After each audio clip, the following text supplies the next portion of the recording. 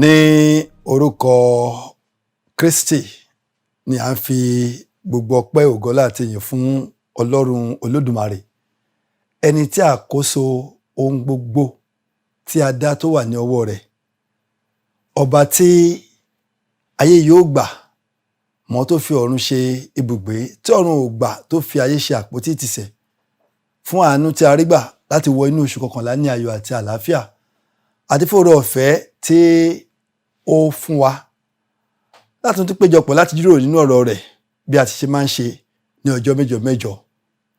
A fi ògo fún Ọlọ́run, k'Olúwa kó gba ọpẹ́ wa. Àmín. Èmi nìkan kọ́ ni mo wà níhìn ní apá àlàáfíà mi, a ní màmá wa, ọmọ Ọlọ́run alààyè tí a jọ jíròrò ní àṣálẹ́ yìí. Màmá, mo fẹ́ kẹ́ bá kí àwọn aráalé kẹ́ dá orúkọ yín mà. Ẹ ṣeun atọ́kùn. Orúkọ mi ni Oyèyínká Olúyẹmísí aya Elúfowójù. Màmá, ẹ káàbọ̀ mà. Ẹ ṣé sà. Ju bí ẹ ti múra sílẹ̀ lọ, Olúwa yóò lò yín fáwọn èèyàn rẹ̀. Àmín. Ẹ̀yin náà ẹ di alábùkún fún. Àmín. Ní ọwọ́ ọ̀tún mi ni a ní bàbá wa ìránṣẹ́ Ọlọ́run alààyè tí wọ́n ti fẹ̀yìntì ṣùgbọ́n ṣá tí kò rẹ̀ tí kò sú wọn. Bàbá, ẹ kú ọjọ́ mẹ́ta. Ojú yín máa ń dán. A fi oore ọ̀fẹ́ tí àwa náà fi tọrọ o. Lórúkọ Jésù a ó máa rí yín bá. Àmín. A fẹ́ kẹ́ bá kí àwọn aráalé kẹ́ dá orúkọ yín fún wọn. Ẹ ṣé atọ́kùn. Orúkọ tèmi ni Sunday Lucas Moronkola. Ẹni ọ̀wọ̀ tó ti ṣiṣẹ́ Ọlọ́run tó fẹ̀yìntì. Ẹni fẹ̀yìntì lékú lọ́wọ́. Àmín. Lákòókò fẹ̀yìntì ebi ò ní pa yín. Àmín. Èmi tí mo jẹ́ atọ́kùn fún sáà yìí, ìránṣẹ́ Ọlọ́run lèmi náà, Olúwatúnmiṣe Ayọ̀dèjì Olúwaṣọlá. Àdúrà wa ni wípé ju bí ẹ̀yin tẹ́ ń gbọ́ wa, ẹ̀yin ará ilé àtàwọn tó ń wà lórí àwòrán ti YouTube, ju bí ẹ ti ń retí lọ, Olúwa yóò bùkún fún yín. Àmín. Ẹ jẹ́ kí a gbàdúrà. Bàbá, ẹ gbàdúrà pẹ̀lú wa sà. Ayérayé Ọlọ́run ìyanu agbé orúkọ ọmọ yín ga. A yìn yín lógo fún àǹfààní tẹ́ fún wa láti wá jíròrò lábẹ́ ẹsẹ̀ yín. Lórúkọ Jésù, Olúwa gba ọpẹ́ wa. Àmín. Gbogbo etí tí yóò gbọ́ àti gbogbo ọkàn tí yóò gbọ́ lórúkọ Jésù, etí ìgbọ́ àti àyà ìgbàsí, Olúwa fi fún wa. Àmín. Lórúkọ ńlá ti Jésù Kristi, àwa náà tí a ó máa jíròrò nínú ọ̀rọ̀ pẹ̀lú wọn lórúkọ ńlá ti Jésù Kristi, Olúwa má jẹ́ adùn èlò àlòpàtì. Àmín. Kọjú sí wa kó ṣe wá lóore. Àmín. Ọ̀rọ̀ náà lórúkọ Jésù, Olúwa jẹ́ kó yé wa. Àmín. Olúwa jẹ́ kó yé wa. Àmín. Lópin gbogbo láyé yìí ká fìjọba ọ̀run ṣèrè jẹ. Àmín. Ní orúkọ Jésù Kristi Olúwa wa. Àmín. Ojú ìwé 17 ni a wà. A wà ní orí kókó ẹ̀kọ́ tí a sọ wípé àpẹẹrẹ rere gẹ́gẹ́ bí Kristẹni nínú ọjà. Pé a kàn tiẹ̀ gbọ́ eléyìí lásán, ohun tó túmọ̀ sí ni pé ó yẹ kí àwa Kristẹni jẹ́ àwòkọ́ṣe rere tàbí àpẹẹrẹ rere fún àwọn tó kù, kí wọ́n mọ̀ wípé Kristẹni ni wá. Abálájọ títí wa tó fi yàtọ̀. Èròǹgbà wa ní àṣálẹ́ yìí, òun ni láti jẹ́ kí Kristẹni mọ̀ irú ipò ẹ̀yẹ tàbí ipò iyì tàbí ipò ọ̀wọ̀ tàbí ipò ọlá tí wọ́n ní tí wọ́n bá jẹ́ olóòótọ́ nínú ọjà. Èròǹgbà kejì, òun ni láti jẹ́ kí Kristẹni mọ̀ pé aṣojú Ọlọ́run ni wọ́n ní orí ilẹ̀ alààyè. Aṣojú ikọ̀ ni àwa Kristẹni jẹ́ fún Ọlọ́run. Àdúrà wa ni wípé ìhùwàsí wa níbi gbogbo tí a bá wà kò ní mú ọ̀rọ̀ òdì wá bá orúkọ Ọlọ́run. Àmín. Ní orúkọ Jésù. Ibi tí wọ́n ní kí a kà ní Mátíù orí 5 ẹsẹ̀ 14 dé ẹsẹ̀ 15. Ẹ̀yin ni iyọ̀ ayé, ẹ̀yin ni ìmọ́lẹ̀ ayé. Ìlú tí a tẹ̀dó lórí òkè kò lè farasin.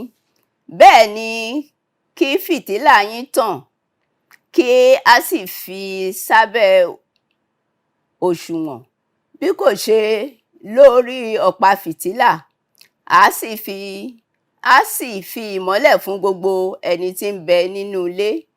Ẹ jẹ́ kí ìmọ́lẹ̀ yín kí ó mọ́lẹ̀ tó bẹ́ẹ̀ níwájú ènìyàn, kí wọn kí ó lè máa rí iṣẹ́ rere yín, kí wọn kí ó lè máa yin bàbá yín tí ń bẹ ní ọ̀run lógo.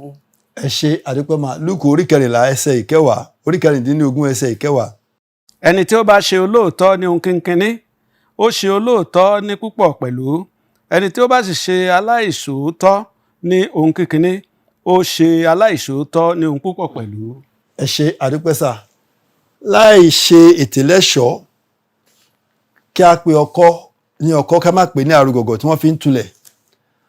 A rí wípé ibi méjì tí a kà yìí ló ń tọ́ka sí àwọn ìwà rere tó yẹ kí a máa bá lọ́wọ́ àwa Kìrìsìtẹ́nì nídìí òkòwò wa, níbi ọjà wa, nílé iṣẹ́ wa. Nígbà tá a bá tẹ̀síwájú nínú ìjíròrò yìí, a ó rí gbogbo àwọn ohun tí ó yẹ gẹ́gẹ́ bí Kìrìsìtẹ́nì tá a fi lè fi jẹ́ àpẹẹrẹ rere fún àwọn ẹlòmíràn.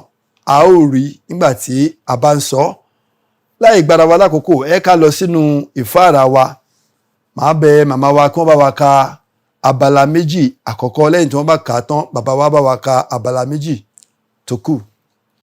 Ẹ jẹ́ kí ìmọ́lẹ̀ yín kí ó mọ́lẹ̀ tó bẹ́ẹ̀ níwájú ènìyàn, kí wọn kí ó lè máa rí iṣẹ́ rere yín, kí wọn kí ó lè máa yin bàbá yín tí ń bẹ ní ọ̀run lógo. Nínú ẹsẹ̀ Ọlọ́run tí a kà lókè yìí, ó yẹ kí Kìrìsìtẹ́nì ní ìmọ̀ àti kí wọ́n máa fi ìṣe ìwà Kìrìsìtẹ́nì nínú ìdáwọ́lé wọn nínú ọjà. Ọ̀pọ̀lọpọ̀ ló rò pé ó ṣòro láti gbé ìgbé ayé òdodo. Nítorí ìdí èyí, àìṣòdodo ti lu àgbáyé pa lóde òní, pàtàkì níbi okòwò ọjà gbogbo. Ayé lè fara mọ́ àtúbọ̀tán èrè àìṣòdodo wọn, ṣùgbọ́n fún ọmọ Ọlọ́run kò tọ́ láti gbé ìgbé ayé àìṣòdodo.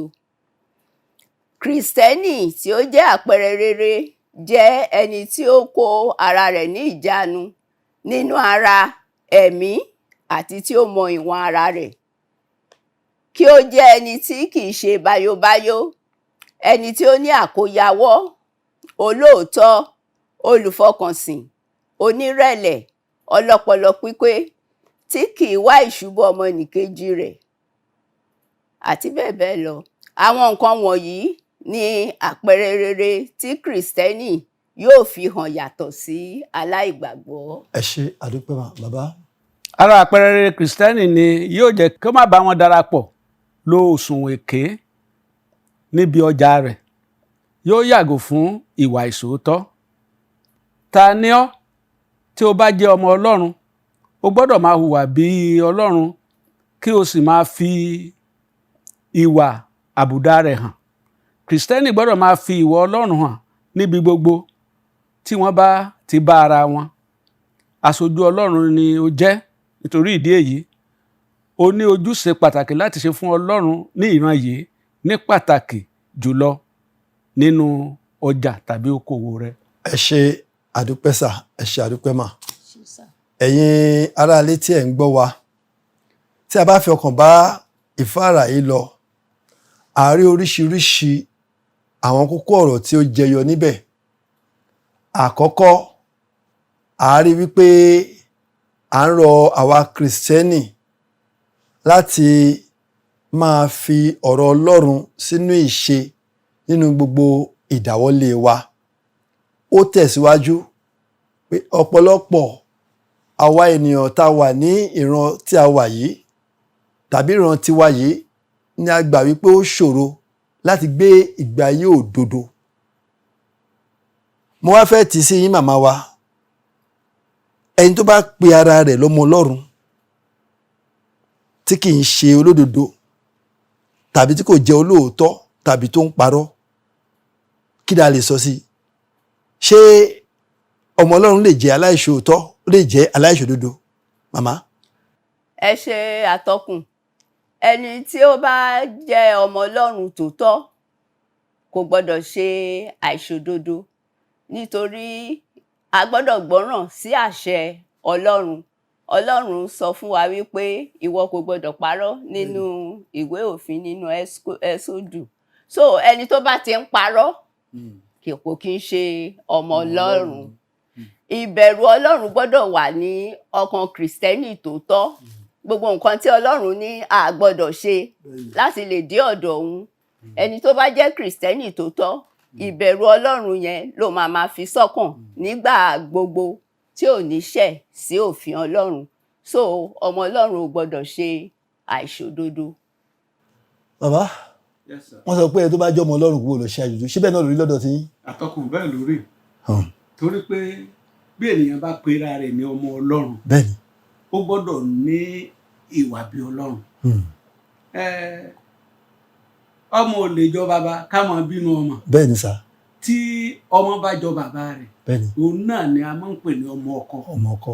Kìrìsìtẹ́nì tó bá ti mú àìsòótọ́ mọ́, ọmọ àlè ní kìí ṣe ọmọ. ẹ ṣé àdúpẹ́ sà.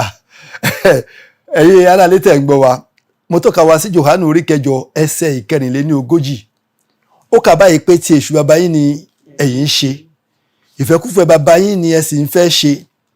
apànìyàn ni òun í ṣe láti àtètèkọ́ṣe, kò sì dúró nínú òtítọ́, nítorí tí kò sí òtítọ́ nínú rẹ̀. nígbà tó bá ń ṣèké, nínú ohun tirẹ̀ ni ó ń sọ, nítorí èké ni àti bàbá èké. ẹnikẹ́ni tó bá pe ara ẹ̀ lọ́mọ Ọlọ́run tó jẹ́ aláìṣòdodo kì í ṣe ọmọ Ọlọ́run tí èṣù ni. ìbá máa fèdè fọ̀ jù bẹ́ẹ̀ lọ, kó mọ bíbélì jù bẹ́ẹ̀ lọ, èṣù pàápàá mọ bíbélì. a rí níbi tó gbìdánwò láti fi ọ̀rọ̀ Ọlọ́run bíbélì láti fi mú Jésù kọsẹ̀. ẹ ká kíyè sára àwa kìrìsìtẹ́nì níbi tí a ti ń tajà wa, níbi òkò wa, níbi ilé iṣẹ́ wa. tá bá tún wò ó síwájú, a sọ àwọn tó jẹ́ àbùdá tí wọ́n kà fún wa, àkóyawọ́ olóòótọ́ àti bẹ́ẹ̀ bẹ́ẹ̀ lọ. wọ́n sọ fún wa wípé gẹ́gẹ́ bí kìrìsìtẹ́nì kò yẹ kí a máa bá wọn darapọ̀ láti lo òṣùwọ̀n èké níbi ọjà rẹ̀. bàbá kìrìsìtẹ́nì tó ń lo òṣùwọ̀n èké níbi ọjà, tó ní òun ò wá wòran ní ọjà Ifẹ̀, òun wá wòran ní ọjà tuntun, òun wá wòran ní ọjà Akíọlá, ọjà Ṣẹ́kánà, irú kìrìsìtẹ́nì wo ni bàbá? Irú kìrìsìtẹ́nì yẹn la lè pè ní kìrìsìtẹ́nì àfẹnujẹ́, ẹni tí ó ń fi ẹnu rẹ̀ jẹ́wọ́ pé kìrìsìtẹ́nì lòun, tó sì jẹ́ pé ìdàkejì kìrìsìtẹ́nì ni.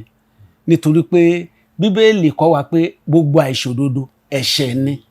so tí kìrìsìtẹ́nì kan bá wà nídìí ọjà rẹ̀ tó ń ṣe àìṣòótọ́, tó ń lo òṣùwọ̀n èké, tó ń lo ọ̀pá ìwọ̀n èké, tó jẹ́ pé gbogbo nǹkan tiẹ̀ kò àrídèrò ni wọ́n, irọ́ ni, irú ẹni bẹ́ẹ̀ kìí ṣe kìrìsìtẹ́nì. ẹ ṣé àdúpẹ́ sà. màmá ǹjẹ́ ẹ rí àfikún sí ohun tí bàbá wa sọ? Bàbá wa ti kó gbogbo ẹ̀ ní àkóyawọ́ gẹ́gẹ́ bí wọ́n ṣe sọ wípé ọkàn ẹ̀ jìnnà sí Ọlọ́run, ẹnu ẹ̀ lásán ló fi ń bọlá, ló fi ń jẹ́wọ́ pọ́lọ́run, ọkàn ẹ̀ jìnnà. Ọlọ́run dẹ̀ kórìíra àwọn tó ń ṣe nǹkan bẹ́ẹ̀. bẹ́ẹ̀. ẹ ṣé àdúpẹ́. àwa tí a wà nílé ní ìparí ìfáàrà, wọ́n ní ta ni wá, ta ni ọ́. wọ́n tá bá jẹ́ ọmọ Ọlọ́run, ó yẹ ká máa hùwà bí ọmọ Ọlọ́run, ká sì fi ìwà àbùdá rẹ̀ hàn nínú gbogbo tí a bá ń ṣe. mo rántí ìtàn bàbá àti màmá kan tí wọ́n jáde nílé òwúrọ̀, tí wọ́n lọ sí ẹnu iṣẹ́ wọn, lọ sídìí okòwò wọn. nígbà tí wọ́n padà dé ní àṣálẹ́, ọmọ wọn ti dé láti iléèwé gíga, wọ́n wà níbi tó ti ń gbàdúrà kí wọ́n tó lọ sùn. wọ́n ti yan Ọlọ́run lógo. ọmọ bá ní ó yá, ẹ jẹ́ kí a jẹ́wọ́ ẹ̀ṣẹ̀ wa. bàbá bá bẹ̀rẹ̀ sí ní fèdè fọ̀, ìyá ń fèdè fọ̀. mo béèrè lọ́wọ́ àwa tá a wà nílé, ǹjẹ́ a lè fi ìfèdè fọ̀ jẹ́wọ́ ẹ̀ṣẹ̀? ohun tó fà á tí wọ́n fi bẹ́ẹ̀ ni pé wọ́n fẹ́ bo ẹ̀ṣẹ̀ kan mọ́lẹ̀. ó ṣeé ṣe kí ìyá ti lo òṣùwọ̀n èké, kó ti parọ́ nídìí okòwò rẹ̀, níbi iṣẹ́ rẹ̀. ó ṣeé ṣe kí bàbá ti ṣe àṣemáṣe pẹ̀lú obìnrin, tàbí kó ti mú owó ilé iṣẹ́. ó dẹ̀ mọ̀ pé tóun bá sọ níbẹ̀ yẹn, ìyàwó á ní àṣé èyí èèyàn báyìí ni ọkọ mi, ó lè jẹ́ bẹ́ẹ̀ ni àdúrà máa parí sí. ó wá mú ìfèdèfọ̀, ó fi bò mọ́lẹ̀, kò jẹ́wọ́. a ò lè fi ẹ̀ṣẹ̀ wa pamọ́ o. ojú Ọlọ́run rí wa, ó wà níbi gbogbo, ó mọ ohun tó lọ lọ́kàn wa, ó mọ báyẹn ṣe nídìí okòwò wa. àwa kìrìsìtẹ́nì tá a wà níbi ọjà, tájọ́ oníbàárà, tá à ń ṣe káràkátà, tá a nílé iṣẹ́, tá a lókòwò, àwa tó jẹ́ pé ránṣọ ni wá, onírun ṣíṣe ni wá, àwọn gbẹ́nàgbẹ́nà àti bẹ́ẹ̀ bẹ́ẹ̀ lọ. ẹ jẹ́ ká fi òtítọ́ àti ìwà bí Ọlọ́run ká fi kún iṣẹ́ wa, ká lè jẹ́ àpẹẹrẹ rere fún àwọn tí ó wà ní àyíká wa. à ń lọ sínú ìbéèrè fún ìjíròrò. ìbéèrè àkọ́kọ́, màmá wa, ní ìran tí a wà yìí, ẹ dárúkọ àwọn ìwà tí ó ń farahàn nínú ọjà ní òde òní. ẹ ṣe àtọkùn. ní ìran tí a wà yìí, àwọn ìwà tó ń farahàn níbi ọjà okòwò ó pọ̀ lóríṣiríṣi, gẹ́gẹ́ bí irọ́ pípa, lílo òṣùwọ̀n èké láti jèrè. Ìjà, asọ̀, ìṣọ̀tẹ̀, àìnítẹ́lọ́rùn, ẹgbẹ́kẹ́gbẹ́, olè jíjà, àárín wọn náà ni èpè ṣíṣẹ́ kó máa porúkọ Ọlọ́run lásán láti jẹ́rìí èké. Ojú Ọlọ́run tó náírà 5 péré ni mo fi lé tí ò dẹ̀ rí bẹ́ẹ̀. tí ò dẹ̀ rí bẹ́ẹ̀. So kí Ọlọ́run dáríjì wọ́n. Àmín. Bàbá, ǹjẹ́ a rí àfikún sí ìbéèrè àkọ́kọ́ yẹn tó ní ká sọ irú àwọn ìwà tó farahàn nínú ọjà? Mo fẹ́ sọ̀rọ̀ lórí eléyìí tí mo pè ní dídíyelé ọjà pẹ̀lú ète àti jẹ èrè àjẹpajúdé, pẹ̀lú ète àti ní ọmọnìkejì lára. Nígbà tí pẹ̀lú ète àti ní ọmọnìkejì jẹ́, kò sí bí wọ́n bá fẹ́ ta nǹkan ní 300 naira tó lọ dá 700 naira lé, nígbà tẹ́ni tó náà bá fi dán dé 400 náà á panu mọ́, síbẹ̀síbẹ̀ náà ó ti dàjẹ́. Bíbélì sì sọ fún wa pé a ò gbọ́dọ̀ rẹ́ ọmọnìkejì wa jẹ. So irú àwọn ìwà báyẹn òun náà ló ń farahàn nínú ọjà wa lónìí, níní oríṣiríṣi òṣùwọ̀n lórí ọjà tá ń tà, tó sì jẹ́ pé iye kan náà la fẹ́ tà wọ́n. Ète yẹn ó ti dojú ọgbọ́n Ọlọ́run dé. Sátánì lókù ti ń lo ẹni yẹn. Ńgbọ́ bá ní oríṣiríṣi kò bí owú 3 tó ní eléyìí, kò bí owú mi agolo 7 ni, kò bí owú mi agolo 8 ni, kò bí owú tó sì yẹ kó wà ń bẹ̀ agolo 10. Nígbà tí ẹni tí ò sì fura tó lọ ra nǹkan, mo ti ra nǹkan lọ́jà rí tí mo dá padà. Ó ti ṣe yín rí. Èmi ò tiẹ̀ dá padà. Ẹ bá mi wọ́n gàrí, èmi ò tiẹ̀ tí ìgbé kò ń bẹ̀. Ó wọ̀n kínní, ó wọ̀n kejì. Mo wá gbé sókè, mo rí pé gàrí ìkéré ọ̀dà, jẹ́ kí n wo kò bí owó tó fi wọ́n gàrí fún mi. Ló bá ní mo ṣe lè mọ iye kò bí owó gba gàrí ẹ̀, nkú tí ì sanwó. Nígbà tí ń lọ́ra láti gbà, mo gbé gàrí ẹ̀ sílẹ̀, mo kò ń bẹ̀. Bí mi tí ì rìn téèyàn lè fetí gbọ́bọ́gbọ́ tí ara rẹ̀ ń bú wípé má dé sílé wá ń bí o, má ṣe gbá ń bí o. Nǹkan Kristẹni kò gbọdọ̀ ṣe yẹn. Tí Kristẹni bá ṣe yẹn, tí kèfèrí bá wá ń da lẹ́kùn, ó ti ta ẹrẹ̀ bá orúkọ Jésù. Ẹ ṣé àdúpẹ́ sà. Ẹ̀yin màmá bàbá tá ń tajà, tá ń ṣe oníṣòwò, ẹ jẹ́ ká fi ìbẹ̀rù Ọlọ́run ká fi kún ohun tá ń ṣe. Nígbà tá a bá ṣe la máa lè jẹ́, torí ẹni tó bá bẹ̀rù Ọlọ́run, ohun tó yẹ kó jẹ́ agolo 10 tó wá ń lo agolo 7, agolo 8, níbo ni ìbẹ̀rù yẹn wà? Olúwa yóò ṣàánú wa. Ìbéèrè kejì tó kẹ́yìn fún ìjíròrò ti Bíbélì ti àṣálẹ́ yìí, bàbá, wọ́n ní kí ni àwọn ohun tí à ń retí gẹ́gẹ́ bí ìwà Kristẹni nídìí ọjà tàbí níbi okòwò láti inú àwọn ibi tí a kà lẹ́ẹ̀kan, Mátíù orí 5 ẹsẹ̀ 14 dé 16 àti Lúùkù orí 14 ẹsẹ̀ 10. Kí ni àwọn ìwà Kristẹni tí à ń retí lọ́dọ̀ àwa tí à ń ṣokòwò tá ń tajà? Àwọn ohun tí à ń retí gẹ́gẹ́ bí ìwà Kristẹni nídìí ọjà tàbí nídìí okòwò wa, ó ní mo pín sí ọ̀nà 3. Ọ̀nà àkọ́kọ́ ni jíjẹ́ olóòótọ́. Ọ̀nà kejì ó ní yíyàgò fún àfarawé. Ọ̀nà kẹta, gbígbẹ́kẹ̀lé ìbùkún Ọlọ́run. Torí pé Bíbélì sọ pé ìbùkún Ọlọ́run ló mú ní là láì fi làálàá kún. Tí a bá wá wò ó, jíjẹ́ olóòótọ́, báwo ni àwa Kristẹni nínú ọjà, báwo la ṣe jẹ́ olóòótọ́ sí? Ǹjẹ́ ní àti ń ṣe àfarawé àwọn ẹgbẹ́ wa? Nǹkan kan tí ẹ̀ ń ṣẹlẹ̀ nínú ọjà lọ́wọ́lọ́wọ́ báyìí, ẹ rí i pé gbogbo àwọn tí ń tajà náà lẹ́gbẹ́. Tó o bá ti lè darapọ̀ mẹ́gbẹ́, wọ́n á yọ ọ́ lẹ́nu, wọ́n á ní dandan ni. But nínú nǹkan kan tá a pè ní fundamental human right, freedom of association wà. Nígbà tí Kristẹni bá sọ pé òun ò ṣerú ẹgbẹ́ bẹ́ẹ̀, wọn ò lè fi tipátipá mú. Irú Kristẹni bẹ́ẹ̀ ni yóò jẹ́ àwòkọ́ṣe rere fún àwọn yòókù. Ẹ ṣé àdúpẹ́. Màmá wa, kí ni àfikún tí ẹ rí sí ìbéèrè kejì? Ẹ ṣé atọ́kùn.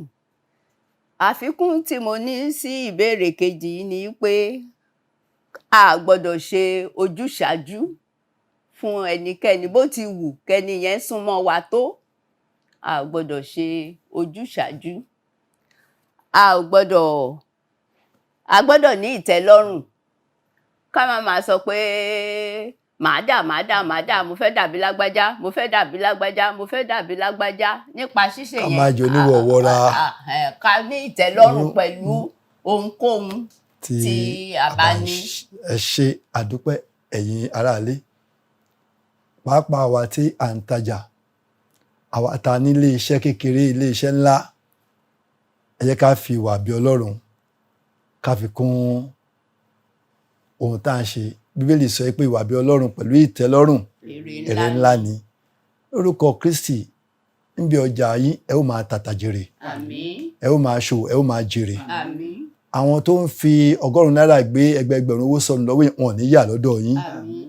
Ẹ ò ní ṣìṣe. Àmín. Ogun apàtẹ mátà kò ní jà yín o. Àmín o Jésù. Òótọ́ ọ̀rọ̀ lẹ ti gbọ́ ní àṣálẹ́ yìí.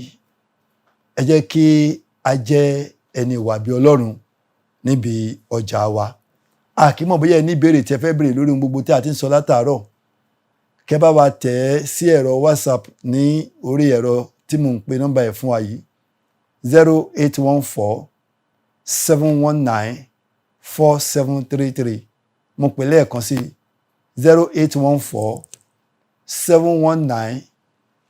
0814-719-4733. Ọ̀rọ̀ ìparí, Kìrìsìtẹ́nì ni ìmọ́lẹ̀ ayé. Fún ìdí èyí, a gbọ́dọ̀ tẹ̀síwájú láti máa tan ìmọ́lẹ̀ náà nípa jíjẹ́ àpẹẹrẹ rere fún àwọn ẹlòmíràn. Nípa ṣíṣe bẹ́ẹ̀ nínú iṣẹ́ wa ojoojúmọ́, yóò sì máa mú kí ìjọba Ọlọ́run gbòòrò sí i, kí ìjọba Sátánì sì máa dínkù. Ọ̀rọ̀ ni a ti gbọ́ yìí. Ó ṣeé ṣe, ó sì rọrùn láti lè jẹ́ kí ìjọba Ọlọ́run kó máa gbòòrò sí ní ayé yìí nípa ìhùwàsí ìṣesí wa. Orúkọ rere ló máa fún wa tá a bá jẹ́ olóòótọ́, tá a ò ṣe àfarawé, tá a kó ẹgbẹ́kẹ́gbẹ́, tí a sì ní ìtẹ́lọ́rùn, tá a fi ìbẹ̀rù Ọlọ́run kún ohun tí à ń ṣe. Nípa ṣíṣe bẹ́ẹ̀, ìjọba Sátánì á sì máa dínkù. Níbo ni ẹ̀yin fẹ́ yà sí? Èwo lèmi fẹ́ yà sí? Ọlọ́run sọ pé a ti fi hàn ọ́ ìwọ ọmọ ènìyàn, tí ẹnìkan sọ di orin tó sọ wípé ó kù sọ́wọ́ rẹ arákùnrin, ó kù sọ́wọ́ rẹ arábìnrin, ó kù sọ́wọ́ rẹ, ó kù sọ́wọ́ rẹ láti yan èyí tí o bá fẹ́ nínú ikú àti ìyè, ó kù sọ́wọ́. A ti fi hàn yín o nínú rere àti búburú, ṣùgbọ́n àwa rọ̀ yín láti bí wípé ẹ yan rere, ẹ jẹ́ olóòótọ́ kí ẹ lè jẹ́ àpẹẹrẹ rere gẹ́gẹ́ bí Kìrìsìtẹ́nì nínú ọjà fún àwọn aládùúgbò. Ẹsẹ̀ àkọ́sórí wa, Mátíù orí 5 ẹsẹ̀ 14. Ẹ kà á tẹ̀lé mi. Ẹ̀yin ni ìmọ́lẹ̀ ayé. Ẹ̀yin ni ìmọ́lẹ̀ ayé. Ìlú tí a tẹ̀dó lórí òkè. Ìlú tí a tẹ̀dó lórí òkè. Kò lè farasin. Kò lè farasin. Ẹ kàkà lẹ́ẹ̀kan sí. Ẹ̀yin ni ìmọ́lẹ̀ ayé. Ìlú tí a tẹ̀dó lórí òkè kò lè farasin. Olúwa a dúpẹ́ lọ́wọ́ rẹ fún oore ọ̀fẹ́ tòní o. Màmá, ẹ bá wa kí ara lé pé ó tún dìgbà kan náà, kẹsì tó rán wọn létí orúkọ yín. Mo kí àwọn aráalé tán ti ń tẹ́tí sí wa láti ìgbà tá a ti bẹ̀rẹ̀ pé ó tún dìgbà kan náà. Gbogbo ìjíròrò wa tí a sọ, Ọlọ́run fúnra rẹ̀ tó ń túmọ̀ ọ̀rọ̀ rẹ̀ á túmọ̀ ẹ̀ fún yín, á sì jẹ́ kẹ́ ẹ mú lò ní kíkún ní orúkọ Jésù. Orúkọ yín? Orúkọ mi ni Oyèyínká Olúyẹmísí aya Elúfowójú. Ọjọ́ yà túbọ̀ dalẹ̀ fún wa màmá. A dára fún yín máa hùn. Ẹni jẹ́ èlò àlòpàtì lórúkọ Jésù. Àmín. Bàbá, ó yá, ẹ bá kí àwọn aráalé. Mo kí gbogbo ẹ̀yin aráalé o pé ẹ kú etí gbọ́ wa látàárọ̀, etí inú wa ò ní dí o. Àmín. A ò ní fìgbàgbọ́ pìtàn o. Àmín. Lórúkọ Jésù, ọ̀rọ̀ yìí kò ní dìde sí wa lọ́jọ́ ìdájọ́. Àmín. Torí pé bá ti wù ká pẹ́ láyé tó, a ó pẹ́ lọ́run jù bẹ́ẹ̀ lọ. Nítorí náà, ẹ jẹ́ ká kíyèsára, ká jẹ́ àpẹẹrẹ rere nídìí okòwò wa. Orúkọ mi lẹ́ẹ̀kan sí ni ìránṣẹ́ Ọlọ́run tó ti fẹ̀yìntì, Sunday Lucas Moronkola. A dúpẹ́ bàbá, a ó máa rí yín bá. Èmi Olúwatúnmiṣe Ayọ̀dèjì Olúwaṣọlá ló ń kí wípé ó tún dìgbà kan náà. Ẹ jẹ́ kí a gbàdúrà. Bàbá wa àti Ọlọ́run wa dúpẹ́ lọ́wọ́ yín fún oore ọ̀fẹ́ lẹ́ẹ̀kan sí i. A yìn yín lógo fún gbogbo ibi tí atẹ́gùn àti afẹ́fẹ́ ọ̀rọ̀ yìí tí ó dé. A dúpẹ́ fún gbogbo àwọn tó gbọ́ ní orúkọ Jésù. Olúwa ẹ gba ọpẹ́ wa. Àwa gbàdúrà o bí a ti mú ìjíròrò yìí wá sí ìdánidúró pé kí ẹ̀mí mímọ́ kí ó máa kọ́ wa síwájú sí i. Kó fún wa lóore ọ̀fẹ́ àti agbára láti fi sínú ìṣe. Tó bẹ́ẹ̀ ká lè jẹ́ àpẹẹrẹ rere fún gbogbo àwọn tó ń wò wá. Kí ògo láti yìn kó jẹ́ ti Ọlọ́run. Kí ìbùkún kó jẹ́ tiwa. Ní orúkọ Jésù Kristi ni a gbàdúrà. Àmín.